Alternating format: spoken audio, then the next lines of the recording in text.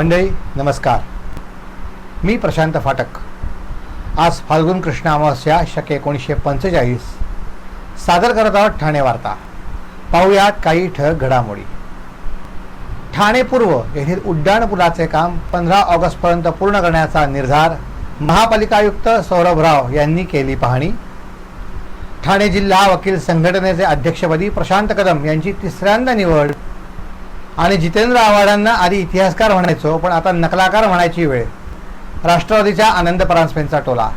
या आणि इतर घडामोडी विस्तृतपणे पण काही क्षणातच आमच्या फेसबुक पेज तसेच यूट्यूब चॅनेल आणि संकेतस्थळाला सबस्क्राईब करायला विसरू नका। आपण पाहत आहात श्री स्थानक वाहिनी, ठाणे जिल्ह्याचं मुख्य व्यासपीठ। ठाणे वार्ता पहा श्री स्थानक वाहिनीवर। आता सकाळी 9:15 पासून रात्री 9:15 पर्यंत ठाणे वार्ता, ठाण्यातील पहिलं दृकश्राव्य माध्यम। ठाणे वार्ता आणि श्री स्थानक वाहिनीचं लाईव्ह स्ट्रीमिंग ठाणेवार्ता.com वरील लाईव्ह स्ट्रीमवर क्लिक करा आणि अगदी मोबाईलवरही ठाणे वार्ता श्री स्थानक वाहिनीचा आनंद लुटा। यासाठी आमचं ॲप डाउनलोड करा। ठाणे वार्ता पहा श्री स्थानक वाहिनीवर। आता सकाळी 9:15 पासून रात्री 9:15 पर्यंत ठाणे वार्ता, ठाण्यातील पहिलं दृकश्राव्य माध्यम। आपण पाहत आहात श्री स्थानक वाहिनी, ठाणे जिल्ह्याचं मुख्य व्यासपीठ। ठाणे पूर्व भागातल्या वाहतुकीच्या सुरळीत संचलनासाठी महत्त्वाच्या ठरणाऱ्या स्टेशन परिसर विकास सुधारणा योजनेअंतर्गत बांधण्यात येत असणाऱ्या उड्डाणपुलाचे काम 15 ऑगस्टपर्यंत पूर्ण करण्याचा निर्धार करण्यात आला आहे। या कामाच्या प्रगतीची पाहणी शनिवारी महापालिका आयुक्त सौरभ राव यांनी केली। स्मार्ट सिटीचा हा प्रकल्प असून एकूण 2.21 किलोमीटर अंतराच्या उड्डाणपुलाचा कन्हैयानगर ते सिद्धार्थनगर हा टप्पा पूर्ण झाला आहे। त्यापुढील काम तसेच कोपरी येथील रेल्वे मार्गावरचे काम शिल्लक असून त्याचे काम युद्धपातळीवर सुरू करण्यात आले आहे। भुयारी मार्ग ते सेवा रस्ता हा भाग अंतिम टप्प्यात आहे। आयुक्त राव यांनी कन्हैयानगर येथे या संपूर्ण प्रकल्पाचे आरेखन समजून घेतले, त्यातील रेल्वे मार्फत केल्या जाणाऱ्या कामाची माहिती घेतली। त्यानंतर उड्डाणपुलाच्या तयार झालेल्या भागाची पाहणी केली। स्टेशन परिसरातील बांधकामाच्या स्थितीचाही उड्डाणपुलावरून आढावा घेतला। त्यानंतर आयुक्त राव यांनी कोपरी विसर्जन घाट, उद्यान, एम्फी थिएटर यांना भेट दिली। तसेच नवीन ठाणे रेल्वे स्थानक, सभोवतालचा परिसर येथील बांधकामाच्या स्थितीचीही आयुक्तांनी पाहणी केली। या कामातल्या अडचणी, रेल्वेकडून अपेक्षित कामे, प्रकल्प बाधित कुटुंबांचे स्थलांतर या संदर्भात लवकरच बैठक आयोजित केली जाणार असल्याचे आयुक्त राव यांनी स्पष्ट केले। ठाणे जिल्हा वकील संघटनेच्या अध्यक्षपदी प्रशांत कदम यांची निवड झाली आहे। काल झालेल्या चुरशीच्या निवडणुकीत प्रशांत कदम यांचीही निवड झाली आहे। ठाणे जिल्हा वकील संघटनेसाठी काल निवडणूक झाली। या निवडणुकीत तिसऱ्यांदा निवडून येत प्रशांत कदम यांनी हॅट्रिक साधली आहे। त्यांची निवड जाहीर होताच त्यांच्या समर्थकांनी एकच जल्लोष केला। जिल्हा वकील संघटनेच्या अध्यक्षपदी एस बुटाला यांची निवड झाली आहे। जिल्हा वकील संघटनेच्या सचिवपदी जगदीश शिंगाडे तर खजिनदारपदी रेखा हिवराळे यांची निवड झाली आहे। जिल्हा वकील संघटनेवर सहसचिव म्हणून भरत सोनवणे, कविता चौधरी तर सदस्य म्हणून शैलेश कदम, सोपान चव्हाण, के काटकर, पूजा कसळे यांची निवड झाली आहे। मतमोजणी रात्री उशिरापर्यंत सुरू होती। मतमोजणीनंतर मोठा जल्लोष करण्यात आला तर विजयी उमेदवारांची बगीतनं मिरवणूक काढण्यात आली होती। आगामी लोकसभा निवडणुकांसाठी प्रत्येक मतदारसंघात महिलांसाठी विशेष मतदान केंद्र असणार आहेत। केंद्रीय निवडणूक आयोगाने महिला नियंत्रित मतदान केंद्र स्थापित करण्याचे आदेश दिले असून राज्यात यावेळी 440 मतदान केंद्रांचे नियंत्रण महिला करणार आहेत। ठाणे जिल्ह्यात सर्वात जास्त म्हणजे एकूण 36 मतदान केंद्रांचे नियंत्रण महिलांकडे असणार आहे। या मतदान केंद्रांमध्ये तैनात असलेल्या पोलिसांपासून ते निवडणूक कार्यावर असलेल्या अधिकारी आणि कर्मचारी यांच्यासह सर्वजण महिला असतील। लैंगिक समानता आणि मतदान प्रक्रियेत महिलांच्या अधिक रचनात्मक सहभाग संबंधातील वचनबद्धतेचा भाग म्हणून आगामी लोकसभा निवडणुकीसाठी महिलांनी चालवलेले महिला मतदान केंद्र असणार आहेत। सर्व महिला नियंत्रित मतदान केंद्रात कोणताही विशिष्ट रंग वापरला जाणार नाही। तसेच मतदान केंद्रातल्या कुठल्याही खास राजकीय पक्षाचा रंगाचा अनावश्यक वापर टाळण्याचे स्पष्ट निर्देश निवडणूक आयोगाने दिले आहेत। महिला नियंत्रित मतदान केंद्र स्थापन करण्याच्या निर्णयामुळे महिलांचा मतदानातला सहभाग वाढण्यास मदत होणार आहे। महिला नियंत्रित मतदान केंद्रांवर अधिकारी आणि कर्मचारी महिला असतील। महिला मतदान केंद्र निवडताना केंद्रांची सुरक्षितता लक्षात घेतली जाणार आहे। संवेदनशील केंद्र टाळून तहसील कार्यालय, पोलीस स्टेशन नजीकच्या केंद्रांची तसेच ज्या मतदान केंद्रांवर निवडणूक प्रक्रियेतल्या अधिकाऱ्यांचा कायम संपर्क राहील अशा केंद्राची या विशेष प्रयोगाकरता निवड करण्यात येणार आहे. हरवलेले रामायण पुन्हा कलावंतांच्या चिमटीतनं उमटले आहे. कला अधिक रामायण आणि आपली भारतीय संस्कृती ही याचे दर्शन यातून घडेल असे प्रतिपादन ठाण्याचे आंतरराष्ट्रीय कीर्तीचे चित्रकार विजयराज बोधनकर यांनी केले. श्री कोपनेश्वर सांस्कृतिक न्यासाच्या वतीने गुढीपाडव्यानिमित्त आयोजित केलेल्या नववर्ष स्वागत यात्रेमध्ये रंग भरण्यास प्रारंभ झाला आहे. नौपाडा विष्णुनगर येथील महापालिका शाळा क्रमांक 19 येथे वेदकट्टी यांच्या रंगवल्ली परिवाराने साकारलेल्या रंग रामायण या रांगोळी प्रदर्शनाचे उद्घाटन चित्रकार बोधनकर यांच्या हस्ते पार पडले. गुढीपाडव्यानिमित्त होणाऱ्या रांगोळी प्रदर्शनाचे हे 9वे वर्ष आहे. आपल्या व्यस्त दिनचर्येतनं रांगोळी साकार कलावंतांचे कौतुक करून चित्रकार बोधनकर यांनी हरवलेले रामायण पुन्हा कलावंतांच्या चिमटीतनं उमटल्याचे सांगितले. कला अधिक रामायण आणि आपली भारतीय संस्कृती ही याचे दर्शन यातून घडेल. फक्त महाराष्ट्रच नव्हे तर संपूर्ण भारतात हे जुने वैभव कलेतनं पुढे आणण्याचा हा स्तुत्योपक्रम आहे. आज कलाकार उदंड झालेत पण रसिक घटले आहेत. त्या प्रत्येक बालकांनी आपल्या पाल्यांना मोबाईलपासून परावृत्त करणे गरजेचे असल्याचे आवाहन बोधनकर यांनी केले.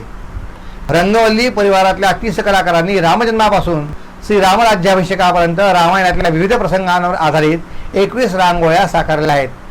यात रामजन्म, स्वयंवर, वनवास प्रस्थान, शूर्पणखा, सुवर्णमृगाचा पाठलाग, हरण, जटायू, सेतुबंधन, राम रावण युद्धप्रसंग अशा श्रीराम जीवन दर्शन घडवणाऱ्या रांगोळ्या काढल्या असून 10 एप्रिल म्हणजे उद्यापर्यंत हे प्रदर्शन रसिकांसाठी खुले आहे.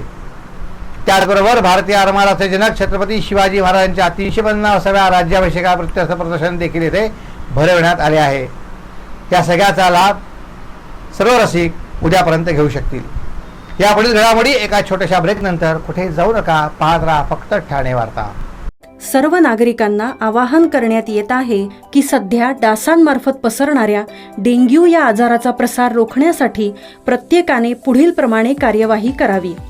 डेंग्यू आजार एडिस इजिप्ती हा डास चावल्याने होतो. या डासांची पैदास साचलेल्या किंवा साचवलेल्या स्वच्छ पाण्यामध्ये होते.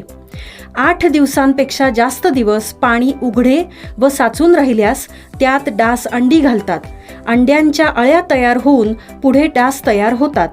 यासाठी आपल्या घरातील पाणी साठे उदाहरणार्थ बॅरल्स, पिंपे, टाक्या, हौद, रांजणे इत्यादी दर आठवड्याला रिकामे करून घासून पुसून कोरडे करून पुन्हा भरावे.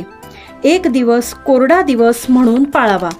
पाणी साठ्यांना घट्ट झाकणे बसवावीत किंवा जुनी साडी, चादर, धोतर यांनी बांधून झाकून ठेवावीत, म्हणजे डास त्यात जाऊन अंडी घालणार नाहीत. घराच्या गच्चीवर, आजूबाजूला, अंगणात कोठेही पाणी साचू देऊ नये. भंगार सामान उघड्यावर टाकू नये. उदाहरणार्थ टायर्स, प्लास्टिक सामान, कुंड्या, टाकाऊ वस्तू इत्यादी. अशा सामानात पावसाचे पाणी साठून त्यात डेंग्यूच्या डासांची पैदास होते. घरातील कूलर्स, फ्रीजच्या पाठीमागील ट्रे हे देखील वेळोवेळी कोरडे करावेत. लक्षात ठेवा, नुसत्या फवारणीने डास घनता कमी होत नाही, तर त्यासाठी डास पैदास ठिकाणे नष्ट करणे ही आपल्या सर्वांची जबाबदारी आहे. कोणताही ताप अंगावर न काढता जवळच्या शासकीय रुग्णालयात मोफत औषधोपचार घ्या. अशा प्रकारे नागरिकांनी सहकार्य केल्यास डेंग्यूचा प्रसार रोखणे सहज शक्य आहे. ब्रेक नंतर आपलं पुन्हा एकदा स्वागत.